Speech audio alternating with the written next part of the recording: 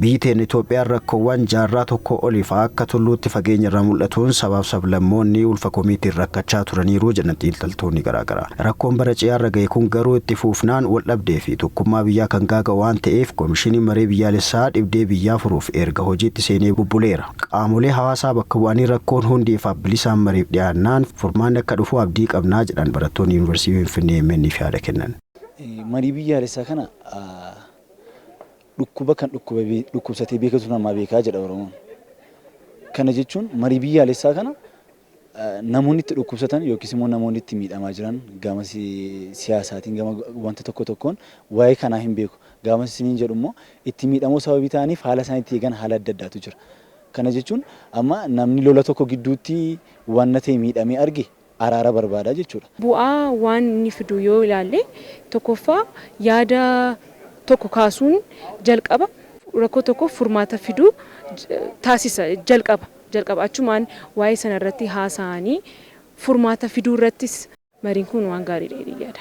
Hundi isaaniitu irratti hirmaataniiti yaadaa fi gaafii qaban hundaa yommuu kaasan yoo diqqaate osoo lafattuu gadi bu'uu baateeti namni kun yeroo dheeraadhaaf rakkina isa keessa jiru gaafii qabu osoo hin gaafannee fi rakkina qabu osoo himanne tureera. Yoo diqqaate gaafii kana gaafachuu fi rakkina kana himachuun isaatu waan irraa hir'isu qaba. Namni sun waan san gaafachuu isaa dhukkuba isa keessa jiru san baafachuu isaa fayyaa isaatii fi boqonnaa isaatiif baay'ee barbaachisaadha jechuudha. Mariin sadarkaa biyyaalessaatti gaggeeffamaa jiru kun faayidaa uummataa bal'aatiif waan ta'eef nageenya waaraa fi walitti dhufeenya obbolummaa akka cimu qaamni hundi hirmaannaa gochuu qabaa jedhan barattoonni kunneen.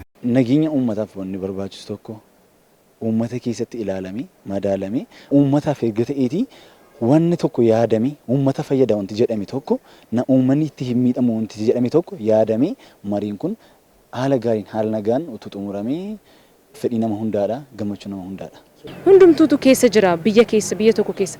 Kanaafuu marii kana keessa akka walitti dhufeenyi namoota kana fidanii yaada adda addaa akka fidan gatii taasisuuf namni hundumtuu hirmaachuu irra jiraata jedhee yaada. Mariin biyyaalessaa kun akkaataa amma itti deemamaa jiruun hojiirra oolaan rakkoowwan kana dura hawaasa dararaa turan kan furamanii fi nageenya biyyaalessaa waaressuu keessatti bu'aa guddaa kan fidu ta'us barattoonni kunneen himaniiru.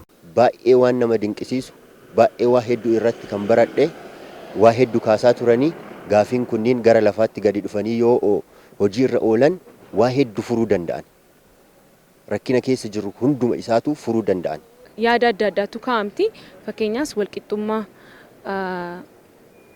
lammaffaa immoo guddina biyyoolessaa nageenya buusuu irratti maal akka gochuun irra jiraatu marii kana keessatti bu'aa argachuu dandeenya. Yoo hawaasni kun nageenya hin qabaatiin boruu ba'ee iddoon itti dabalamu hin qabu.